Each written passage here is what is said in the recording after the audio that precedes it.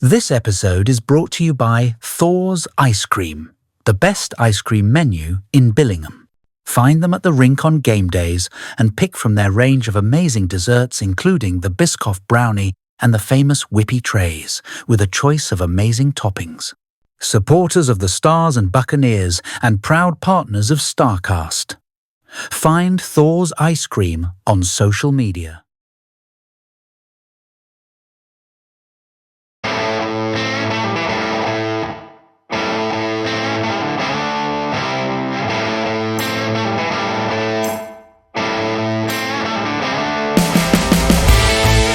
This is Starcast, the official podcast of the Billingham Stars. Watch and listen for the latest news from the Big Red Machine.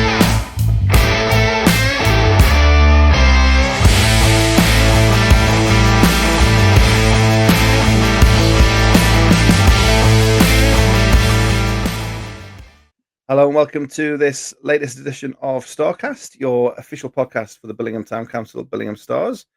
Craig Simpson with you again for another episode. Pleased to be joined this week with Jono. Evening, Jono. Good evening. Plenty to talk about from the world of the Big Red Machine, 6 points and all that jazz. Yeah, it's nice to be talking about some wins for a change. Definitely. No Carol this week, but she should be back in a special edition later in the week, which we'll talk about later on. But before we get into all things Billingham Stars, as there's plenty to talk about, we've got another special guest to join us here on Starcast. If you watched hockey in the dim and distant past, makes him sound really old, but he's only just a bit older than me. The 90s on Sky Sports, you'll have a familiar face and familiar voice. But before that, he was actually a player here in the UK as well. We'll talk about that briefly. But he's doing some very important work with the hockey community, with players, mental health, well-being. It's a huge topic, and doing some great work. We're pleased to welcome a huge welcome, you could say, to Starcast, and it's Nick Rothwell. Nick, thanks for joining us here on Starcast. Thanks for having me, Craig and Jono. It's a double huge time. Double huge welcome. Yeah. No, it's great to have you on, Nick. We'll talk about obviously the work you're doing at the moment very shortly. But just for those, I say, people may know you from Sky Sports, but before that, you had a time here in the UK as a player. You played for Sheffield, which we'll forgive you that one as well. But how does a Saskatchewan boy end up playing here in the UK? Well, the Saskatchewan boy had two parents from Doncaster, and they had immigrated to a little small town in southern Saskatchewan called Pontex. My dad was a teacher, and they needed teachers in Canada in the 60s. So in, I think, 1967, they moved out with my sister, who was 2 at the time, and then my other sister was born, and I was born in this wee small town. And, it's actually, a hockey hotbed. Valmarie and Calvington, not far, and they're places where Wendell Clark and Brian Trottier are from. And my dad coached basketball against Brian Trottier, so I grew up, watching hockey in the 80s and the Islanders and Oilers rivalry, and that's when I really fell in love with the game.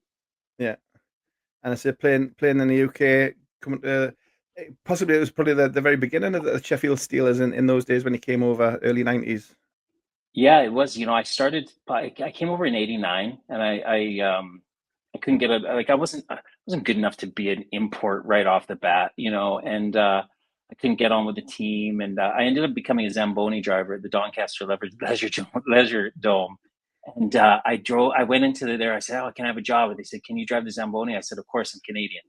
And Craig, I never knew where the key went to start the machine, but I BS my way onto a job as a Zamboni driver, and then that actually via Billingham, via one of an old rink manager at Billingham, can't remember, Mike somebody, and he ended up becoming the rink manager at the new Milton Keynes Blade Runner rink in 1990, and me, Ken Taggart, we all started working there, and I was the young Zamboni driver, and then eventually Ken did some of his magic and got me classified as a British hockey player, because my last couple of years of hockey in Canada, I had some problems with my emotional regulation, and I got suspended, kicked out.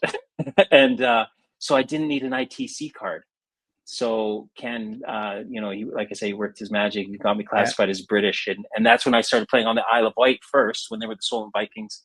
Went up to Sheffield, played an away game in Sheffield, and then Ron Schreuder came up to me in the pub after and gave me his business card, and he says, "I think you'll fit in up here." So I think after a few games, I ended up in Sheffield for their first season.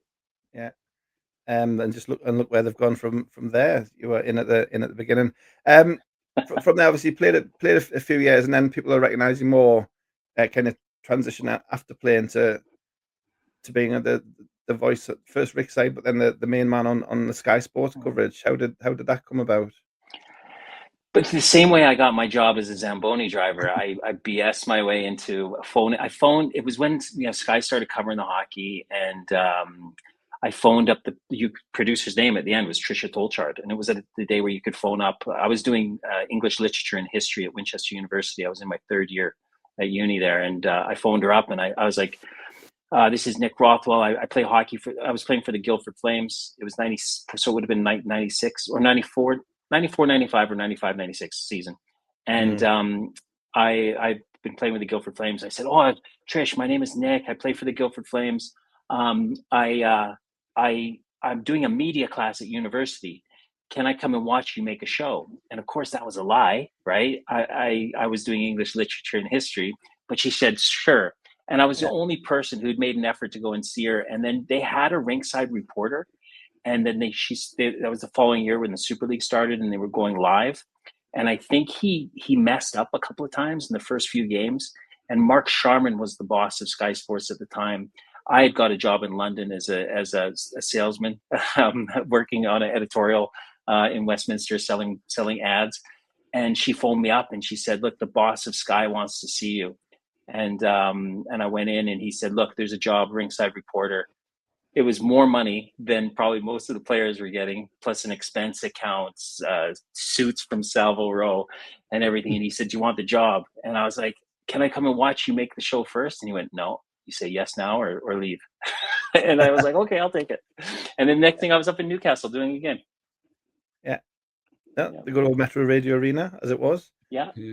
Jono? Yeah, I want to take it right back to the start. I mean, obviously, English parents and obviously we're a very proud sporting nation. So was that love for hockey instant, or was it like, well, we're English parents, you've got soccer as they would say over there, or rugby and cricket as me and Craig would say? Was that kind of like pushed upon you, or was it straight, it's a different country, it's a different culture, you can just find your own way and find your own love for sport? My dad was a rugby player, son of a coal miner. So you can imagine the kind of guy he was, right? And tough. And he just loved hockey. He couldn't skate or anything like that, but he just loved hockey. And he let me find my way with it. And he encouraged me. And, there was like, my household was full of love at a lot of the times. But my dad, he did have a dark side to him too every once in a while. He had his own demons and struggled with alcohol use. And when he drank, he could be quite scary. So I became quite scared of him. He was my hero in many ways, brilliant man, but when he drank, he was quite scary. So I used sport. It wasn't just hockey. I played American football. I played proper football. I was a very good goalkeeper in football, soccer. I'm glad you said proper football there, by the way. Proper. Paul Pesci-Solido scored 8 goals against me once. And but I wasn't a bad goalkeeper, and so I played sport really just to get his approval and to so he would love me, and he did, but when we started talking about coming to England, I was about 14 years old, and he planted the idea. He's like, "Nick, maybe you can go over to England and play some hockey, make enough money, put yourself through university, and go from there." I always thought of hockey as just a way to get somewhere. I never had these ambitions to make it into the NHL, but the bug got me when I was about 16, 17. And I managed to get up and play a bit of junior B hockey. But I was just a grinder, I was a grinder and I didn't mind dropping my gloves. So that kind of carried my way into, in hockey in Saskatchewan in the 80s. That's what the hockey was like. And I fit in quite well. But like I said, I did have problems with anger issues, and I took them out on guys, and like I said, I had a hard time with my emotions, and I fought with coaches and things. But yeah, definitely, my dad was a big influence on me, mainly good, but he did teach me some things in my life that later I needed to overcome. Yeah. So when you say obviously you had like a few anger issues, I am looking at your release prospects right now, and your two most successful seasons do also coincide with your most penalty minutes. Is there anything in that? I think you had 1 year 108 points and 168 penalty minutes in the same season, and that's just in a 24 game season. I mean, Yeah. you can't have been on the ice much, but also you scored a lot of points. I did probably over 3 goals a game, but you had to score then, right? And I was on a line with a guy named Dan Sweeney and Ivor Ambridge, and they were smaller guys than me. And I don't know, Jono, I just kind of I liked playing physical, and I never backed down from anybody. And we didn't necessarily have any like heavyweights or fighters or anything like that, but I didn't mind, stepping into that role. We had a pretty tough team anyway, but I suppose it was this thing of, I do remember some fans on the island because I was a rink manager and I drove the Zamboni and I coached the kids. And I do remember a lady coming up to me after and she said, Nick, you're always so nice and with the kids. She goes, but you scared me. I was like, what? She goes, yeah, when you were on the ice, you had these red eyes. And she goes, you looked like you were going to tear someone's head off.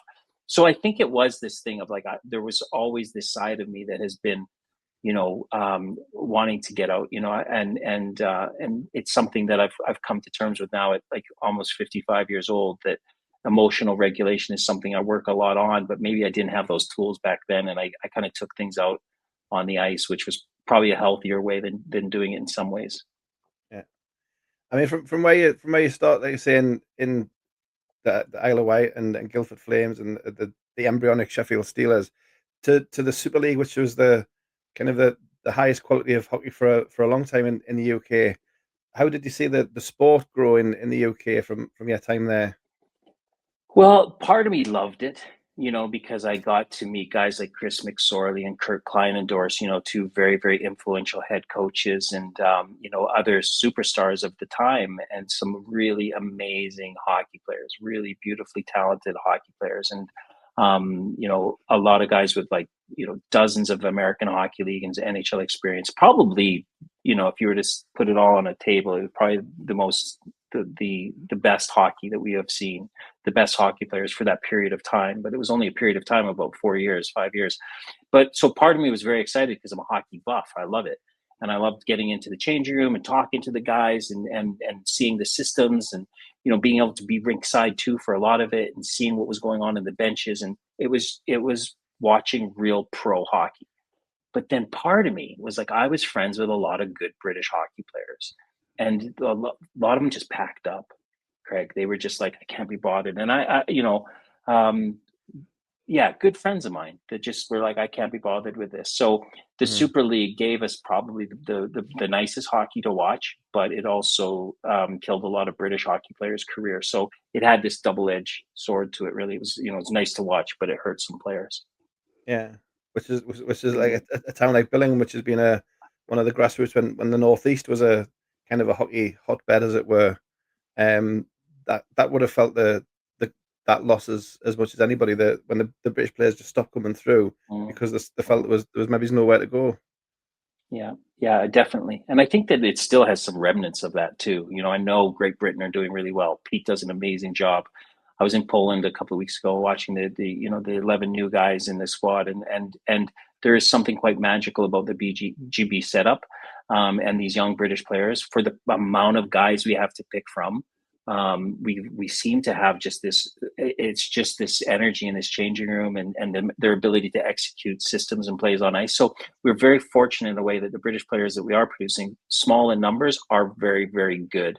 So the future is really great for Britain, but I think it could be better. I think that there could be a lot of changes that could happen where more British guys are getting chances to play, to unleash their talents, rather than kind of mediocre British Canadians or even from Ukrainians coming over, and there's imports coming over where GB are ahead of that nation in the rankings, and it just doesn't make any sense. Why are we bringing in these guys to take up these spots? And I'm sure there's all this stuff that owners would probably get on here and probably have their case and their argument for it. But I think the general feeling is that Britain can make some. The essence of what a British person is about, there's this determination, there's this fight, there's this resiliency that's kind of just woven into the fabric of these players. And I was just on a call with some guys now, and they were like, guys just played for the love of the game. And I think it's that pure love of the game, that gets us to where we are, not necessarily the league and the systems in which they're nurtured in. I think it's them.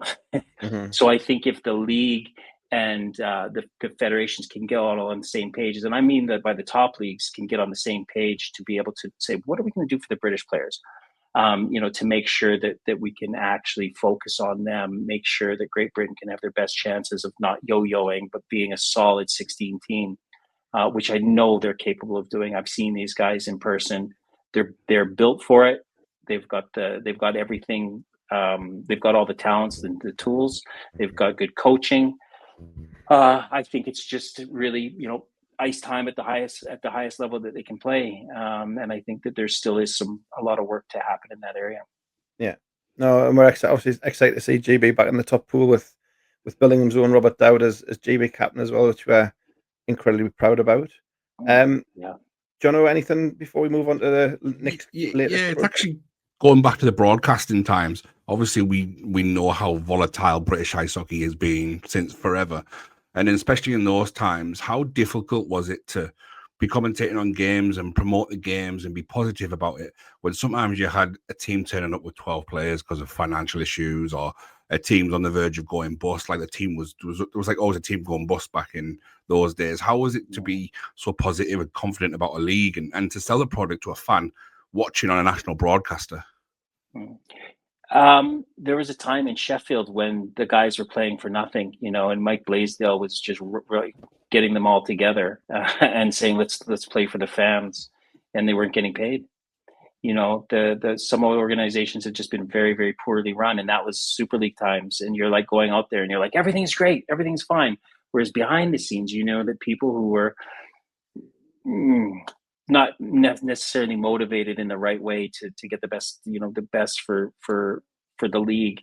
And it was mainly financially motivated, where you had some people coming in and anyway, we won't get into all of that, but it was tough because you saw players playing for free, and they're on Sky Sports and they're playing so it was really tough. And I think it was something that is the thing that I've been able to see. I've been able to see, from both sides, from the broadcasting side, but also there was the commercial side, is that I had a production company and we would go and to very, very big multinational companies and say, we've got this product and we want to make this magazine show. And they would say to me, and it's something that I say often, is that we will not touch British hockey. And we're talking about the top broadcasters in the UK, right? And why won't you touch? Oh, you guys are so poorly organized. You're like a snake trying to eat its own tail. And I'm sure that still some remnants over the hockey that I've seen for over 30s in the UK, or whatever the Elite League's doing now, whatever the NIHL is doing, whatever is happening with the merger, people still have this perspective that UK hockey is wonderful. It's good, but they won't touch it because of the way it's run, or the owners, or people want too much here. Like the Sky Sports deal fell through, and I know this now because I was there. But Sky Sports were putting on a live show every week, 32 shows at a cost of about £35,000 per show. So that's what it would do to bring in all those cameras, the trucks. Craig, you saw it all, right? And it was just what they would do into a Premiership football game. They treated it that professionally. So the costs were quite high. You remember, this is the 1997, 98, 99. And at dumping in $35,000 a week, which is a lot of money to get your this national exposure. And whether the viewing figures were great or not, they still were on Sky Sports, which I think is a pretty cool thing. But the Ian Taylor at the time went, we've got this amazing product and we want you to do this 35 grand a week or to put on the show, but we want £1 million on top of that. And Sky and I remember, like, it was Andy Melvin was the boss, and he told me, he goes, we just laughed. He's like, are you kidding? It's like some of the shows wouldn't even register in terms of viewership. You needed like a 0.1 to get 10,000. So some shows were less than 10,000 viewers. And they're like, look, we're doing this for you guys. It's up to you to get the, people watching it and to sell your sponsorship and to get it going. But, we're putting all this work, putting it on TV, do some other work. We're not going to give you £1 million. So Ian Taylor then tried to play them off against NTL. And of course they both went, see you later. So that killed my future as a TV broadcaster, which broke my heart and sent me down a little dark rabbit hole. But it also really hindered UK hockey in terms of its TV exposure, and that taste in the mouth is still, is felt, right across the boards and the terrestrials as well. Yeah, it's almost like what might have been, isn't it? If we hadn't been so greedy at that time to. Yeah. I mean, Oh, greed is killing it. Yeah. I won't say killing. Greed hurts it. Greed hurts the game. I mean, we're going all negative. We want to obviously talk about your current project, which is called Retribe, which is hugely interesting. And as I said off the top, it's kind of helping. At the minute, it's people in hockey, but it's helping people to help themselves. It's mental health, it's well-being, it's something like that. But for yourself to get there, it was kind of physician heal thyself. You had to put yourself right first, didn't you? Yeah, and this was the thing, is that when Sky did stop covering the hockey, I asked them to send me to LA, and I to try to get some work with Fox, which I eventually did. But I went down this thing, Craig, of like I was really depressed. I was really sad, and I never drank a lot as a hockey player. I didn't want to. My dad was an alcoholic. I didn't want to be an alcoholic. But at that age of around 30, when there was no, I'd lost my team that I was playing with. I lost my team that I was on Sky with, and I just felt like this lone wolf. And I went off and I moved to LA, and I moved all over the place. And I turned to alcohol. I turned to alcohol as a way to cope. And I didn't understand anything about alcoholism, but I had no language. I knew it, but I had no language to say, help me. Can I have some help? And I had no accountability in my life. I was divorced. I, broken up from girlfriends, and I didn't have any kids. So I could just be this lone wolf, just, building my life up and tearing it down. And alcoholism really got me. But because, these lessons that I told you about, my dad was like, Nick, don't ever let him see you cry. Don't ask for help. Don't show emotions. It's all signs of weakness. So I believed that. So up until this, I mean, I went into some really dark places, guys, like really bad. And it was only when I could feel like I had acute pancreatitis and liver failure and kidney failure. And I was living in a squat in downtown Toronto. It was a year after Wade Belak had taken his life. And I was there. I was like, I don't care if I live or die. And I was like drinking myself to death until finally something in me said, help me. And I went through the recovery process that's the foundation of my life today. But in it, I met two guys, Kevin and Jose, and we were all shivering and detoxing together on these chairs in these 12-step recovery meetings. And, and we were a mess. But we started this little texting group. And are you going to go to this meeting? Let's go here. Let's go for coffee before. And we became accountable to each other in our recovery.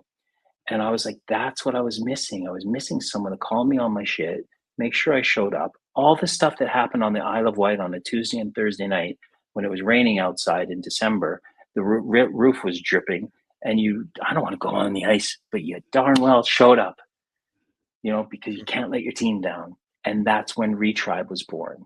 Retribe was born around community, connection, accountability, and offering people the things that we all know we need to do. If you're alone, you just sometimes are more motivated to sit at home and watch Netflix. But when you have your tribe, it's like, okay, guys, let's go to the gym. Let's go to the yoga. Let's start eating right. Let's start doing some transformational learning. So that's what Retribe was all about, based on like I say, what I learned in recovery was helping others, accountability, and showing up. And became the essence of what Retribe has become. I met Dr. Misha Jarvis, who's one of the UK's best sports psychologists. She was the England Lionesses' first sports psychologist under Hope Powell. She's written all of the sports psychology curriculums. She was a sports psychologist before they were sports psychologists in the UK. And she works at a Brunel University now. And the two of us over the last 5 and a bit years have developed a program called Tough Through Tender. And as you know through our chat in Nottingham, how it got recognized by the IIHF. Maybe we can go into a little bit of that. But it's this we've really started to work with a group of hockey players over the last 2 years, and that was I went down the corporate route because that was paying some money. But then 2 years ago, around this time of year, I got a text message from a buddy saying, "Nick, another one," and I was like, "What? Another one?" And it was Tino had passed away, and my heart just sunk. And I'm like, we can't have this. We can't have another one. Now, I don't say that we can save people's lives, but we can give people's tools to make more healthy decisions, right? And that's what we're all about now, Craig, is like for 2 years focusing on a group of hockey players in the UK who their lives have transformed. And then I bumped into Luc Tardif, the president of the IIHF in China last February, and I managed to get 15 minutes with him before I went on, and I was doing commentary there. And I told him what we were doing, and he looked me dead in the eye, and he said, "Nick, you're doing what we're not doing." And he got me in touch with Ashley at the Integrity program, Ashley and Naomi, who run Integrity. And then from there, I was asked to speak at the Women's World Championships to the senior leaders in women's hockey about Tough Through Tender. And then I was asked to speak at the Coaches Symposium in Stockholm to 250 coaches from around the world about Tough Through Tender. So, the work that we're doing is important. It's valuable. It's working. It's getting recognized. But more than that, this is the thing, right? Is that when I bump into guys in GB in Poland and I tell them about what we're doing, or they've heard a little bit, they say, "Nick, this is needed."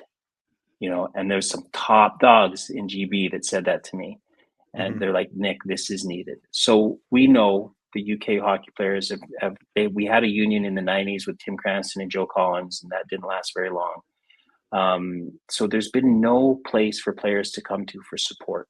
And outside of the NHL, and the NHL have the Players Assistance Program, which is signposted to players who are really, they're kind of in crisis. When you have a DUI or domestic violence, you have to go to Players Assistance Program. But we're about giving players support and growth all the time, and it's not just about crisis. It's all the way through to high performance. We're about, giving people like tools to elevate their performance as a human. So I've taken a lot of elements of our name, Retribe, and remembering what it's like to be a human. And that I always love telling people, man, we built the pyramids, right? Like this species, we built the pyramids and we've forgotten, which means that there's some power inside of us that we've not tapped into. So I don't think we can fix today's problems with today's solutions. I think we have to look deep down for new ways that are actually really old, so that we can perform at a higher level with the resources that we have, but also support players at all stages of their career. Because there are guys who are aging out. I never knew my last game was going to be my last game. In Guildford, it's kind of sad. I don't remember my last game.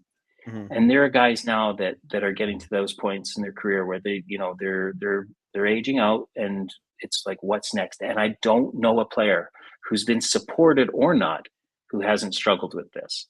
So we want to be able to give players, again, like right from, teenage years in prevention, giving tools, accountability, all the way through high performance, but also when those things happen to people, which they do. It can be pretty challenging. We want to make sure they have tools to make better decisions and to know that there's a community and they're supported.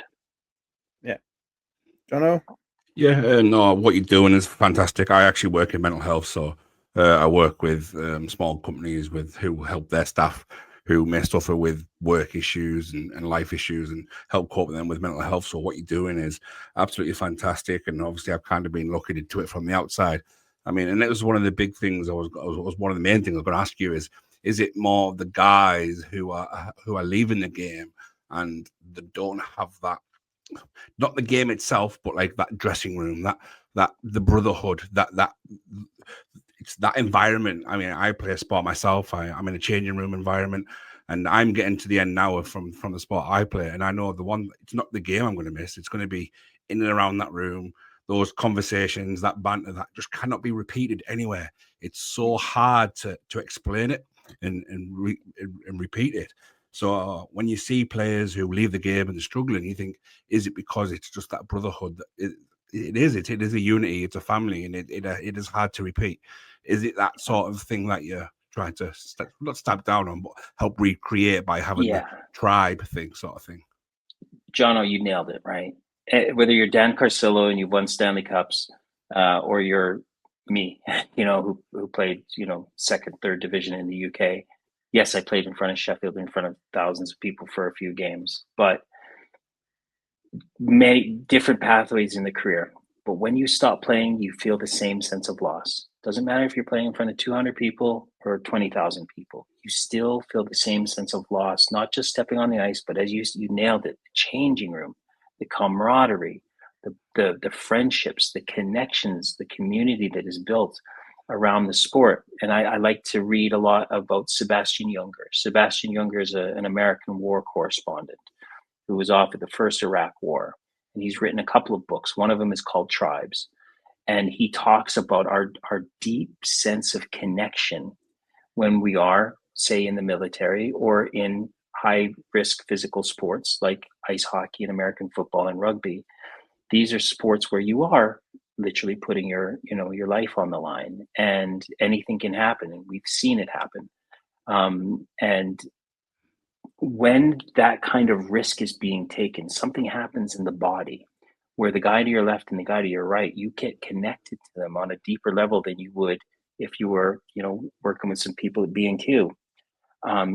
You still might have some friendships, but you don't get that sense of connection that are again, ancestrally, our bodies, our humanness are designed for. We're designed for these connections.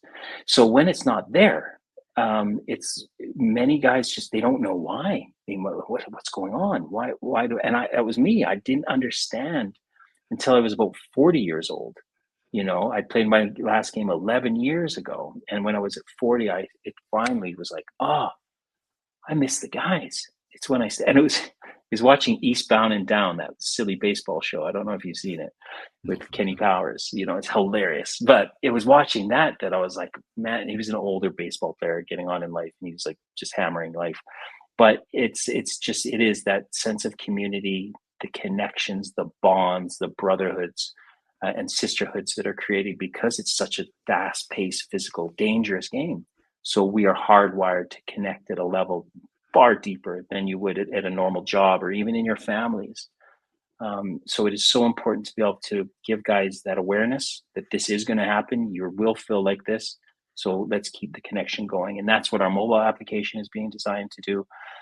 But it isn't just that. At some point, I was like, are we just going to focus on players transitioning or players who have retired? But also, because we've learned a lot about human performance, we want to be able to give the younger generation tools to elevate themselves at a higher performance. But also, kids who are facing unprecedented challenges with social media and pressure environments and old school coaching, a lot of fear-based tactics, a lot of threat-based tactics, a lot of punitive coaching styles that still exist. And that's one of the things that I talk about a lot in Stockholm is that, players just don't respond. We can teach people boundaries and resiliency and toughness, but we don't need to yell at people. We don't need to shame people. If you put people into a fear state, they're not going to learn. There's too much science now that's known about this, and positive psychology is the way forward. So any coaches out there, be curious about this, because we can give coaches these tools. And I suppose as we have been talking about players, I've always thought of hockey as an ecosystem. We need to get all stakeholders in hockey aware of what we're doing so that we can support not only players, but we can support coaches.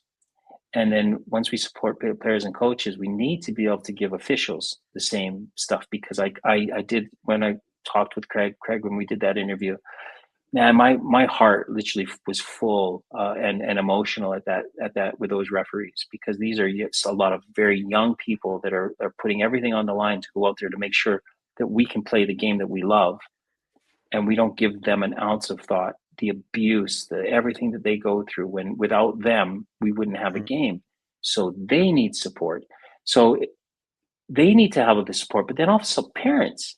If parents don't understand that we're giving officials, coaches, and players these tools, they need to be aware of it too, and so that they don't undo the work that very conscious and hardworking and good coaches are doing. They don't undo it from the rink, because I've seen it. A lot of parents, they amazing. They love their kids so much, putting so much money into it, but probably looking at some old ways of parenting that we could probably help our children, nourish them and care for them in a way that isn't going to create any harm or fear. So that's the idea of doing exactly what you guys are doing, which is telling stories. So, last couple of months, I got Stan Marple, Mike Blaisdell, and Paxton Schulte on a little podcast. And the idea is to be able to give parents who are not time rich, give them some stories from guys who've been through it.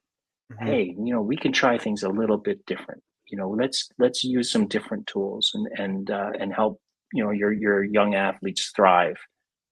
So that's kind of in a nutshell what we're trying to do. Yeah, no, and it is, as Jono says, it's much needed, and hopefully we get the support for you. I mean, we could go on for hours and hours. I think it's fantastic talking to you. We may have to revisit this in a sequel edition later in the year. Yeah. I know you've No worries. got going on. You've just announced your ambassador with Lord Sir Tony of Hand. Yeah, he's giving you that support. I know there's a lot of stuff going on in the background, but if people are listening to this, as I say, whether they're players or anybody involved in the game, if they wanted to kind of find you and reach out to you, do they just look up Retribe and you're on all of the famous platforms? Yeah, like on the Instagram is Retribers. The website is retribecollective.com. That's the new website. It's only accepting applications from players right now. And then there's just look up Nick Rothwell on social media and you can get in touch with me. Yeah. No, that's brilliant. John, anything before we... No, that's everything. I'll probably end up reaching out because obviously might have a few ideas myself. So I'll probably reach out and drop you an email at a later date. Yeah, it takes a tribe to build Retribe. We're all in this together. I'm not in the blame game. No one's done anything wrong. Like, all we need to do is be equipped with with just new ways to not create any harm and maximize everyone's experience in the greatest game on the planet that's played at this level in the UK, where guys we need to tap into the British strength, and I know if we all pull in together, guys, then we will accomplish things that we didn't think we could accomplish. So, I mean, thanks so much for your time, gents. Even that short session you mentioned with the referees, when I sat in on the smaller group you did later in the afternoon, even that little session, people came out with that, and that was just one session, and people shared and people were open and things were built. So you could see the process even then had started within those people. So if we can build on that and make it more thing, it's a British thing, isn't it? It's a British thing, or it's a man thing. We don't share, we don't open up. So it's kind of getting onto that. So that's a whole nother podcast, I think. Well, you know what? The app is launching in 2026. We have a plan of action, and once that gets going, I'll jump on here again and I'll give you guys an update. Sounds good. We'll let you get your current life as a hockey dad in Czechia. So another cap on the Nick Rothwell head. But really appreciate your time jumping onto the Starcast, Nick. All the very best with Retribe, and as I say, we'll catch up later in the year. Thanks, Greg. Thanks, Jono. It's been a pleasure. I really, really appreciate your time. Thanks, Thank Nick. you. Okay, it was great. A good little chat there, Jono. You enjoyed that? Yeah, absolutely massive. A lot of you will know that I started a new role about 6-7 months ago, working in mental health and just helping businesses with their staff and with this just everyday mental health issues. So you can imagine what it can be like for an elite sportsman and also just sportsmen at our level as well. We have a team here that we love and adore that play the game they love, but they've got the pressures of playing in front of 500-600 people every week, and that can create issues and its own anxieties. So you can just appreciate the amount of pressure that they're on for a game that they love. And when you think about it, at the end of the day, it is just a game, and it does affect everybody absolutely differently. So if Nick can provide a service for our lads to get in touch with if they're struggling or just need someone to talk just about hockey or just to talk about the game once they leave the game is absolutely huge. I mean, you know yourself, I've been a cricket umpire and around sport with your basketball and ice hockey as well, and myself being in changing rooms. It is an absolute completely different atmosphere to the real world. It is, once that door's closed, it's like a sanctuary just for you and your 10, 11, 12 mates, 20 mates in 100%. hockeys. It's like a different kind of safe space. And once that's gone, it is hard to get it back. Yeah, no, it's 100% true. And I say I've spoken to Nick a couple of times about it, saw what he's been doing over the last couple of years. And as you said, he's had to kind of put himself right first, but he's learned these tools that he can pass on, and he's wanting to put it into the sport that he loves, which is something we should try and embrace as much as possible. So huge thanks to Nick. I say we'll put the links and stuff he mentioned in our show notes. If people want to check it out, I say well worth a follow on social. Well, there's little videos and updates and things on there. So well worth following Nick and the verrrrry tribe. We'll take a quick break and then we'll come back. Hard to follow that, I know, but we need to talk about some hockey, some winning hockey for your Billingham Stars. We'll do that in just a second on the other side of this break. This is your official Billingham Stars podcast. This is Starcast.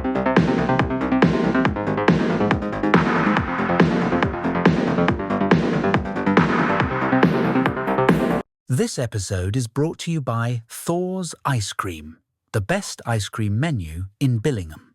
Find them at the rink on game days and pick from their range of amazing desserts, including the Biscoff brownie and the famous whippy trays, with a choice of amazing toppings. Supporters of the Stars and Buccaneers and proud partners of Starcast. Find Thor's Ice Cream on social media. Welcome back to Starcast, and I thank you again to Nick Rothwell and verrrrry tribe. As I say, tough to follow that kind of action with talking about just a hockey game, but two good hockey games for your Billingham Stars this past weekend. A 6-point weekend, getting them back into the winning ways, and just a one game to look forward to as well. We'll start on Saturday, which was a quick return trip to the most versatile arena, home of Chip Spice, and it was a 3-2 win over the Hull Jets for the Billingham Stars. Goals from Ian Brown, from Chris Sykes, and a first Stars goal from Lucas Campion. For the Hull Jets, it was Kieran Beach and Cohen Taylor with the goals. Stars were 3-0 up before Hull pulled it back. Jono was at ringside. 3-0, and they made it look a bit closer, but thoroughly professional from the Stars on Saturday, Jono. Yeah, it's a tough one to explain for a full 60 minutes. And we were 3-0 up, and deservedly so. The result in the end says it was a close game. I think we might even be outshot heavily at one point as well. But it was just still on the bench, watching the lad, watching the game. It never felt like we were ever going to lose the game. It was they performed well. It wasn't a fantastic performance, but they like I say, a professional job, a good road, what you would class as a good old-fashioned road win. They went in there, they knew what to do, and they did it to the T and played very well. A couple of individual standout performances. Will was fantastic again, but Darren Statsfield, unbelievable. And I think an honourable mention's got to go to Jacob. He made two absolute worldy saves in the first period to keep us ahead. 2 world-class saves, to be honest. Doesn't get recognition enough for the 2 saves. But after that, I think he had a pretty much regulation night, stuff that you'd expect a Jacob Hammond to save. I mean, so the yeah, I shot know it on went. the shot on the sheet, 58-29. We got outshot 2-1. We're talking to Fozzie on Sunday night. His review, it was pretty much, apart from those ones you mentioned in the first, a lot of them were kept to the outside, which Jacob had a good sight of. And as we know, if generally 99 times, if Jacob can see it, he'll save it. Yeah. And that was pretty much that much put on. I mean, the squad say the scoreline at 3-2. You think, oh, we were in for a tough, rough night, but even for the amount of goals that the shots they had, we just I didn't feel like we were ever under the cosh or under pressure or ever worried. They took advantage of pulling the goalie late on, but other than that, again, nothing really stood out for them. Nothing really stuck for them. Like I say, a lot of shots from the outside, and Jacob had a great night. And to be honest, I think at one point you probably thought he was on for a shot out, especially after the 2 Robin saves he made in the first period. But a good quality job. It's fantastic just to get a win again and get some confidence back into the legs.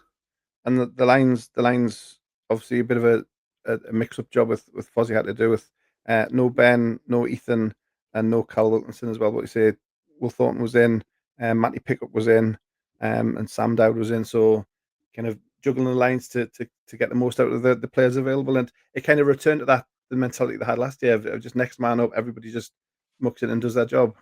Yeah, I mean, life was a lot easier from the week before. Put it that way. Running 3 lines, it was easier to give some of the top guys a bit of a longer rest. And the difference a few guys make, and I think that third line was very, very good all night long. Every time they jumped on the ice, they did a job and they did what they needed to do and caused some problems of their own defensively. We had Darren back, who was a huge miss in Blackburn. He was fantastic. Felt like he had the bit between his teeth at the weekend. I just think he was unreal all weekend long. Jammer was probably the best weekend I've seen him having this season as well. I thought he was fantastic on Saturday. And again, we're going to be waxing lyrical about this kid all season long, and Will Thornton. And he's just, you can see the class in him. He just has that thing and that sportsman's thing that no one knows what it is, but they just have it. And you can see he's got tons and tons of it, and he's going to be a joy to watch for the rest of the season. That's for sure. Yeah, I mean, we'll get on to the home game. I saw him the first time for myself on Sunday against Sheffield, and I get what you mean. He's playing his 3rd game or whatever it is, but he just looks like he's got acres and acres of time and space. It's great to see. We'll get on to Sunday in a minute. A word about Lucas Campion, obviously first goal. It's been coming. He's had a few sniffs. Find maybe just a couple of hard lines in games past, but finally getting that first goal, and it turned out to be the game-winning one as well. So well deserved for Lucas, who's been working hard on that line. Absolutely. I've been telling him it's coming. This is going to be the game. This is going to be the game. And thankfully, Saturday was the game because he has deserved it. He works his socks off. He's an absolute workhorse. He's got abundance of speed. His speed to burn. He's an aggressive skater. He likes to get in the corners. He doesn't mind that side of the game. But finally got a goal that he deserved. And I don't think he knew too much about it, to be honest, at the time. It was one of those ones that bounced off a few people, and I think it hit him last. We got that first goal, and he's up and running now, and I think there'll be a fair few more to come over the coming season. Yeah, no, fingers crossed. So a great job, I say, on the ice. Off the ice, last time we were there, Carol mentioned that the chips were a bit below par. Did we manage to sample the chips this week? No, not for me, I'm afraid. A bit too busy, a bit hands-on with other various things that I get to do on a game day now. But I'd have to see what the fans would have to say, because I didn't experience them this time around. We'll have to get a review. So if you did go to Hull on Saturday and you did have the chips and the chip spice, put it in the comments below and let us know your favourite rink food reviews, as we always try to do. Anything else from Hull before we move on? Nothing really we talked about it in the preview, kind of the hangover from the previous game, but there was nothing really about that, and everybody kind of just got on with the job. No, there was certainly one or two conversations had in warm-ups. I think then the game was about to start, and I think Darren went over and spoke to the certain individual saying it's happening. Individuals said, no, not you, anyone but you kind of thing. Wonder why that is. Yeah, I don't think he was getting the choice, to be honest, due to what that individual did. But whether it's ended, that's the end of it, I don't know. But it didn't sway our concentration. He said no, that was the end of it. Puck drop, we were away, got a 1-0 lead quite early on, and we just concentrated on the job in hand. Whether when it comes back to Billingham, it goes, we don't know. But I can't imagine the lads forgiving him for what he did. So we'll soon see on that one. No, we'll see later in the year when they come back up north. So that was 3 points on Saturday. Back up the road with those safely stored on board the coach, and it was back to home action on Sunday.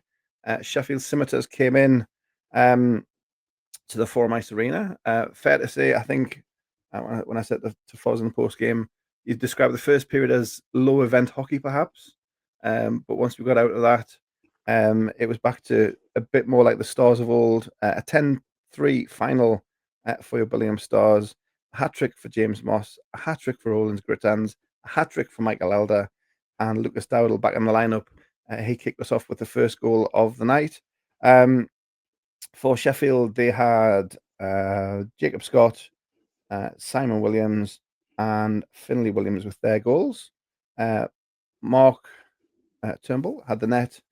Shots 25 on Turnbull, and we went to just a bit of mad on the poor Nick Winters. 66 shots for him. A busy night, but still Nick Winters doing Nick Winters things as he tends to do against us. But as I say, Jono, first period, low event hockey, but once we got that out of the way and started playing our way rather than trying to play maybe down to Sheffield's way, it was good to watch and some really nice goals scored.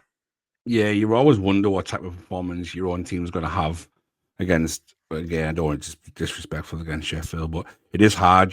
Sheffield are coming in. You're going to win, which is arrogant to say, but it's just the way it is at the moment.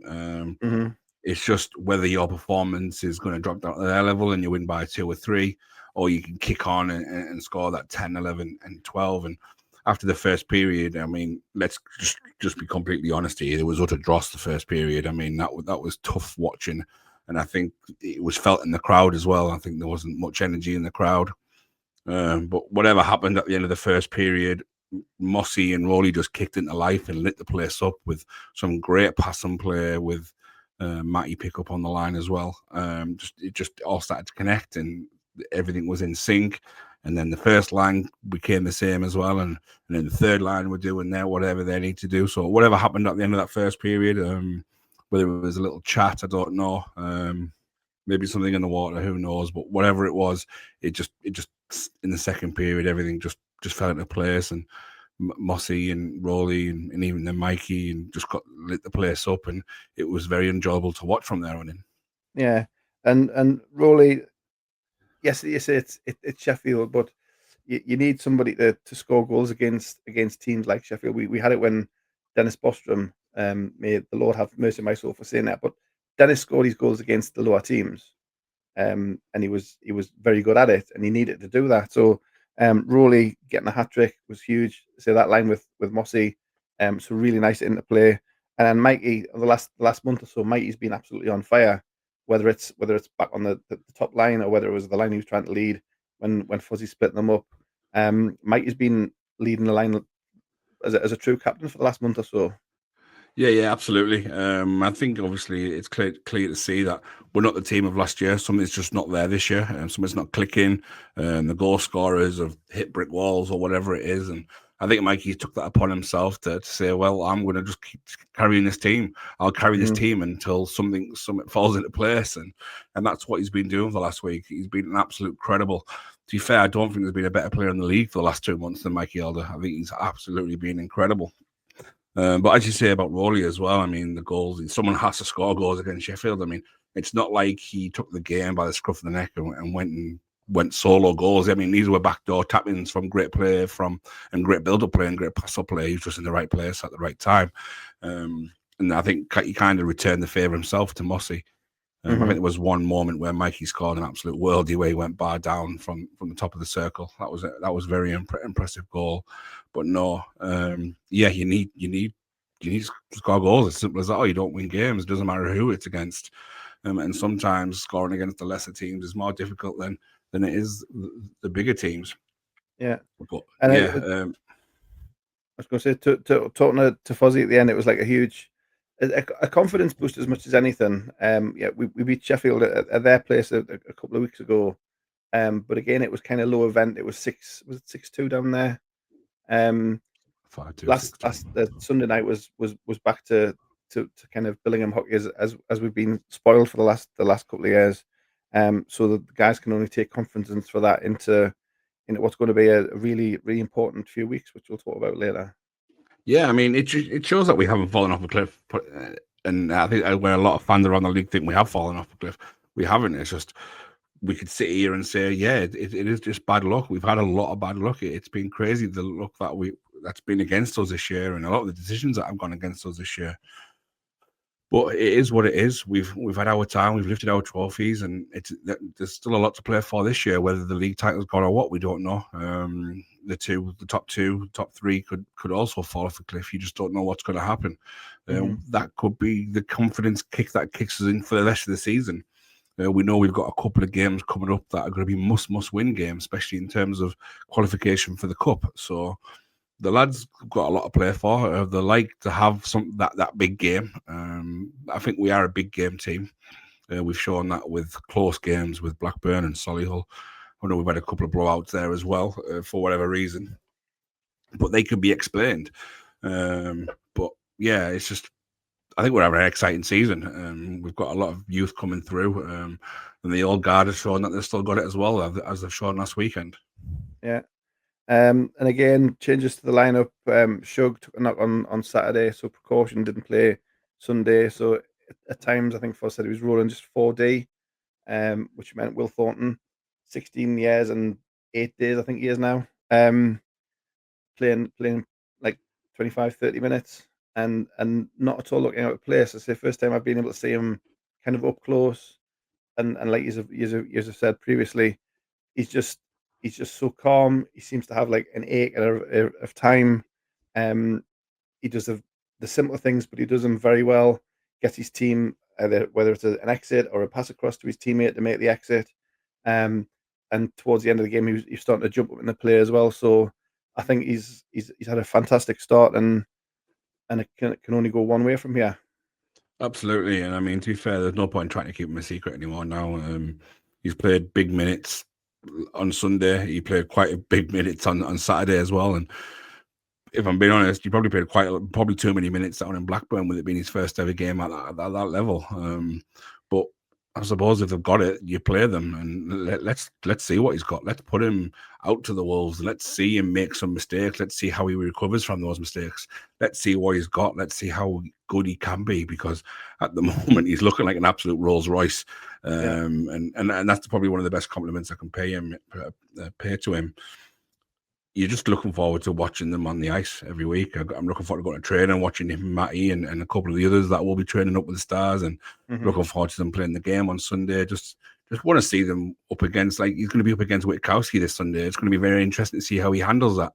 It's going to be completely different for him. He's gone up arguably against a superstar. So it'll be interesting to see how he comes out with that duel. And it's those that, for me, from my side of things, is what's keeping the season very exciting for me. But yeah, I suppose as well, it's just a massive game as well. Yeah. No, great to see Will and Matty Pickup. You mentioned him there as well. He played a full role on that third line on Sunday as well, and he's developing into a really good player as well, and more to come from him this season, I'm sure. Yeah, and I think he'll be another one who just grows and grows and grows with each game as it comes.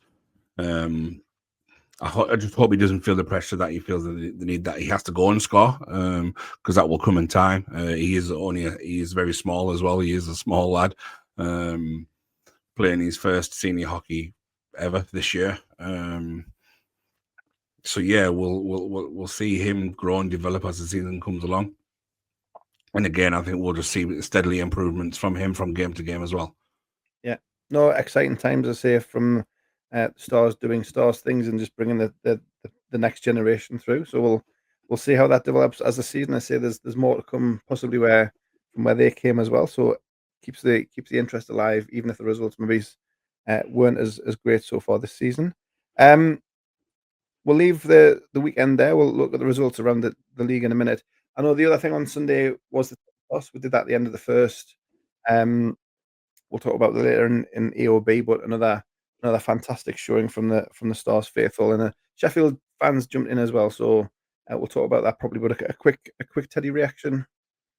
Yeah, no, it's great every year, and it looks like we've probably exceeded all expectations again this year with the amount of teddies that have been donated. My garage is currently bulging with fluffy little bears. They'll be coming out in the next couple of days, and we'll have a roundup and a count up and see how much generosity we have in Billingham. But yeah, it looks like another fantastic effort again from the crowd, and I can only say thank you as a chairman of Supporters Club for all the efforts that they've done in their donations.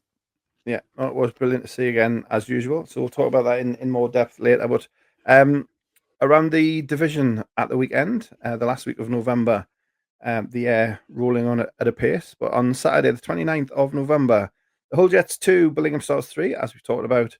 Another surprise one, Telford Tigers 6, Solihull Barons 4. That was the Barons game in hand gone up in smoke. And also on Saturday, Widnes Wild 3, Nottingham Lions 1. The Sunday games, Billingham 10, Sheffield 3, as we've said. Blackburn 8, Telford 4. Blackburn needed to come from behind to sort that one out, but they won comfortably in the end. Deeside Dragons 11, Leeds Knights 2. And then the final game, Nottingham Lions 0, the Solihull Barons picked themselves up and scored 12. Telford, do you want to start there from the roundup? Yeah, I don't think it's that big a surprise. I think we said from when the beat us at home that they will take 3, 4, 5 scalps at that rink. They've got Solihull, and I'm sure there'll be 1 or 2 more surprises from them as the season comes along. From Solihull's point of view, and I'm just going on from my experience from last year and the year before, the way the Stars won the league. If you want to win the league, you cannot lose them games. They're the ones that you can't lose. You can lose 1 or 2 to your title rival, but you can't really lose anywhere else. So it'll be very, very interesting to see how the Barons respond from that. Yes, I know they won the next night, but you fully expect them to go and play Nottingham and put double figures past them. That's fully expected. So this weekend for them, it'll be huge. If they don't split this series, they're probably going to say they're going to be second best this year. Yeah. And that young up-and-coming forward for Telford, check notes, Vladimir Luka, another hat-trick for him. He's just ageless, isn't he? Yeah, I mean, I just don't think anyone knows how to stop him at the minute. Whether it's positionally, he's shot, or what, I don't know what it is. He's obviously an absolute grade A for this level of hockey that he's playing at. He's happy. He's settled in his area with his personal life, and he's probably enjoying the best hockey of his life. I mean, I know he's played up at big, higher levels, but he doesn't really have that challenge, and he can just play with that free will, and those goals are coming because he's playing with that free will. Yeah, no, it was good to see from Telford. Obviously, Widnes continue to chug along as well. They're putting up some good results.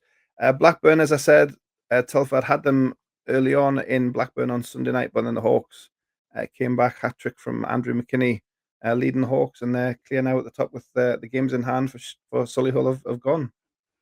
Yeah, again, talking about Telford again, aren't we? I think that they will do that. I think when they're on the road, they will probably cause a few problems.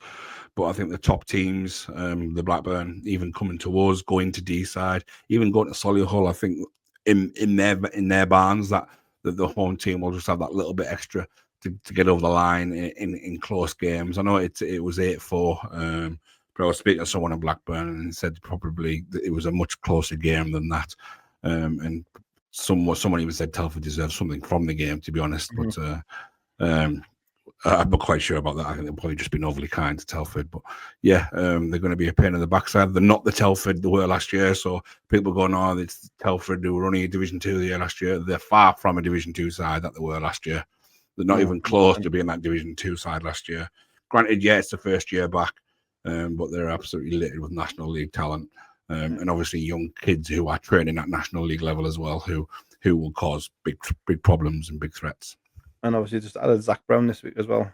And added Zach Brown, yeah. So they've new an issue, and they've had an issue in defence and in goal. I think it still will be an issue for them this year, but they've kind of got a little bit of control over that issue. So instead of conceding 10 goals, now they might only concede 6. Yeah. No, they'll score plenty the other end, though. Yeah. Score plenty the other end. And Deeside, well, a little bit about them. They seem to be coming into a run of form. So whoever's going into Deeside next, I'll have a bit of a job on them. Oh, look, it's us. Yes, just in time for Deeside to find a bit of form in their results. Yeah, I mean, it's hard to explain about Deeside and talk about Deeside because you just don't know what you're going to get with them. They are in a little bit of form, but again, you don't know what you're going to get this weekend. It could blow up in the face, and we could walk away 9-1 winners, but we could probably walk away 9-1 losers as well. You just don't know what Deeside you're going to get. We know they hit some great form last year, and everyone was getting a bit giddy down that part of the world, and then it all went Pete Tong, as I say, and it's going to be very hard to judge. Obviously, they've got a much better netminder these days, running two goal scoring imports in Witkowski and Cromie. So you'd expect a tough game, but again, you just don't know what version of themselves is going to turn up. Yeah. We'll talk about Deeside a bit more in a second. Just quickly through the league table. So Hawks on top, 17 games, 45 points. Solihull now also 17 games, 43. Then Dragons, 17 games, down to 35 points. Telford have 30 points from 16 games. Stars up to 5th after their double win weekend. 28 points from 16 games. Hull Jets, 28 from 17. Then to Witness on 25 from 17. Nottingham still have the last playoff spot currently, 12 points from 18 games. Leeds have 1 game less and still 12 points. And Sheffield, their streak has now reached 20 games. Cup, I don't think anybody else has qualified yet from the Cup. It's going to go, obviously, a big Cup game when we have our home doubleheader weekend. And then we've got Nottingham last week before Christmas, haven't we, to finish off the Cup. So the Cup will probably go down to the wire. Yeah, well, which is must win. Which is what you want. Yeah, Telford, we must win. We probably have to win by 2 clear goals to have the advantage over them. Yeah. So that'll be a very interesting game in a couple of weeks' time at the Forum. And then the other division, Group A, where is it? Yeah, Deeside have qualified, and then Solihull have Hull left to play. So you'd think Solihull, but stranger things and all that jazz. Yeah. So yeah, thanks to NIHL Stats as always for the results and tables.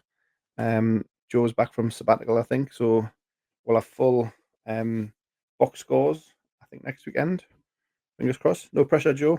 3 weeks to catch up on. So yeah, so the one game for the weekend, this weekend, after the double win weekend, one trip on Sunday to Deeside.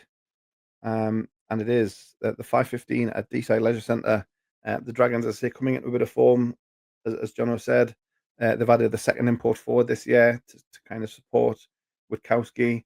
Had a hit and miss start. Seemed to be winning one on the winning on the Saturday or losing on the Sunday or vice versa. But had a bit of a run of form. And although the last couple of years has been a profitable hunting ground for Billingham, we're a much changed team, and as much as they are, Jono. Yeah, absolutely. No doubt we'll be going there with them full of confidence and their crowd expecting a win. And rightly so, with the investment that they've done there. The GM, Bebo, has done a fantastic job of trying to keep things together there. I think a lot of the guys are all on 2-year deals, so there's a clear plan in place about what they want to do and what they want to achieve. So you fully expect Deeside for this year and next year to be competing for all silverware, cup, playoffs, league as well.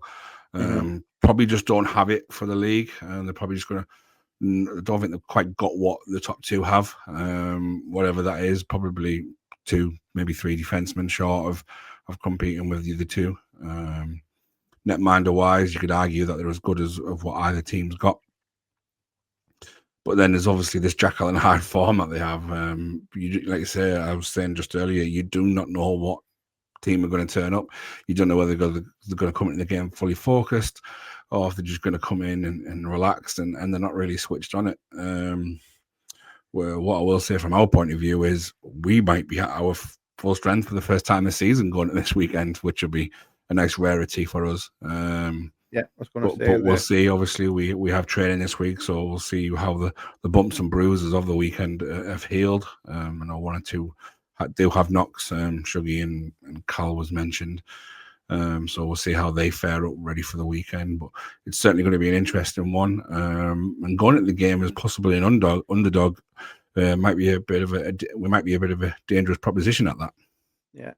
As I say on the squad front, Fuzzy said on Sunday night, obviously we've got Ben back from suspension, so he's available to bolster the D, so not have to run 4D, which is always a plus. Shug, obviously, if he overcomes his knock, he can obviously fill that extra spot as well, so that'll give them 3 pairs of D, and if Cal fills in and can make the lineup, then hopefully we'll have the 3 full lines of forwards as well. And I will say we've had a 6-point weekend. Go there with confidence. If they are confident, we'll just have to see what we're going to do against them. I say I think your point about being the underdog's probably a good one. It's a while since we've gone into a game like that as an underdog. Yeah, absolutely. Probably since the last time Solway were in the league. To be honest, that was probably the last time we were in any sort of underdog situation. So yeah, it would be a strange one. Whether the lads see it like that, whether Coach Foz sees it like that, I don't know. Whether that plays a big thing on the mindset, I don't know. But it's certainly how I see things at the moment. The lads might go into there thinking they're the favourites, so and more good on them that their confidence is there. Mm-hmm. But yeah, it's probably the hardest fixture to predict. Like I say, you just don't know what Deeside you're getting, and yeah, it probably infuriates them more than anybody else. And I know it just gives us a lot of content to talk about, and we have the odd little chuckle every week because they do concede quite a lot of goals, even though they put a few things right. And they'll go away on a Saturday, get battered, and then on a Sunday they'll come back and play the same team and score 10. And so you just don't know what you're getting with them. So it'll be interesting to see which Deeside we do get on Sunday. Hopefully it's the Saturday version. Yeah, you mentioned goalie. Obviously, the signed Tyler Delebertouche this year seemed to take a while to settle in. Like you say, had that hit and miss start, but over the last few weeks has posted a couple of shutouts and is kind of seems to be finding his form and settling into the defense in front of him, which is obviously another thing for the Stars to solve. Yeah, absolutely, and it's probably one of the reasons why the results have improved in Deeside. The team in front of him have probably grown in confidence, knowing that if their last man is beaten, the chances are it's not going to be simple as straight in the back of the net. Tyler be making the first save and possibly the second save, or he's not giving up rebounds like they used to. So there's second and third scoring chances. So the team's probably grown in confidence from that. But it's obviously something that our forwards will. They've never faced him before. They've probably never seen him before. Most of our forwards might have done on conference stuff back in the day. I'm not sure. So it's not like someone that they know who knows where the weaknesses are. So they'll have to figure them out very, very, very quickly. So we'll see what training this week, and then see what sort of roster we have available. And it's 5:15 as usual, Deeside Leisure Centre against the Deeside Dragons. If you are travelling, hopefully another loud and fantastic travelling support.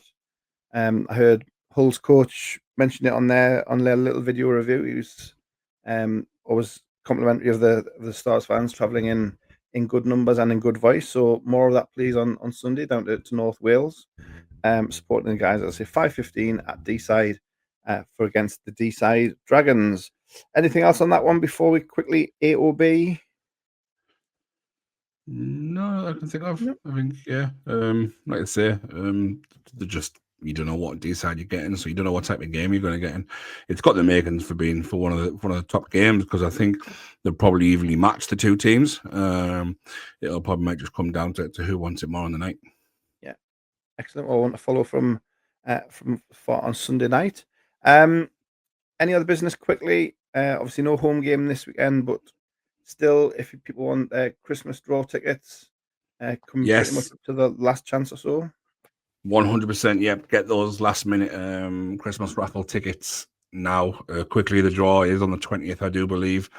So all the stubs will be getting collected in from those who have been selling as well. So thank you to those guys who have asked for tickets to sell on within the businesses. If you do want some more to sell at work or at school, please get in touch ASAP and we can arrange that for you. If you just want to buy another batch, again, get in touch and we can sort that out for you as well. And the new merch went well on Sunday, and obviously a big selling weekend coming up in 2 weeks' time with the double home weekend. So yeah, Christmas line's going very well. Yeah, everything's going great. We chucked out a little Black Friday sale on Sunday. I think it's the first time we've ever done that. It seems to have went down well. Plenty of orders in for the new stuff. I'm not quite sure when the final request date is for a Socky for Christmas delivery. I'll get in touch with Kay and we'll get all those dates put out ASAP, because it might just be before the next home game. But if not, the next home game will probably be the last chance to get stuff for Christmas. Yeah, nice one. Nothing else other than it's just again a big thank you to everybody who took part in the Teddy Toss on Sunday. It was fantastic to see from my corner of the rink, seeing the Bears flying over when they took back the net and give you the green light. Obviously, our very own Teddy joined in as well, so it was good to see Billy front and centre. The players as well, helping collect them up to get them off the ice as quickly and as cleanly as possible. So a full effort from the fans, from the players, from the staff, from the supporters, club, and everybody. Everybody just mucking in. And I think we said in last week's pod as well, it's kind of our favourite event, non-hockey of the year. And obviously, looking forward to the second part of it in a week or so's time, when we can get those Bears into North Tees and into the James Cook. Yeah, absolutely. I actually got to see it all from the other side of the bench for a change. I've never seen it from that before, and it is a bit of a surreal image watching everything just flying over from the stands, and there was a lot of it as well. But yeah, I can't thank the players enough for staying out there, because obviously that's their time to get into the changing room and recuperate and get some fluid into the body and get ready for the second period. But they were more than happy to stay out and collect up some teddies, which I can't thank them enough for. But yeah, they're all in my garage now. They will be getting counted up and split up to the hospitals. I know the conversations with the hospitals are ongoing now, so we'll get those dates confirmed, and we're going to hopefully put some smiles on some local children who unfortunately will be in hospital at a wonderful time of year for children. Yeah, no, that's fantastic. We've got some videos as well. I know there was. I know Nick mentioned a 35 camera setup. I don't think we quite managed that on Sunday, but there was a few camera phones going, so we've got a good coverage of the Air the Bear. So we'll get that video out as quickly as we can as well, so we can relive the action. But yeah, I know a big thank you for that, and we'll follow obviously when the guys are in the hospitals as well.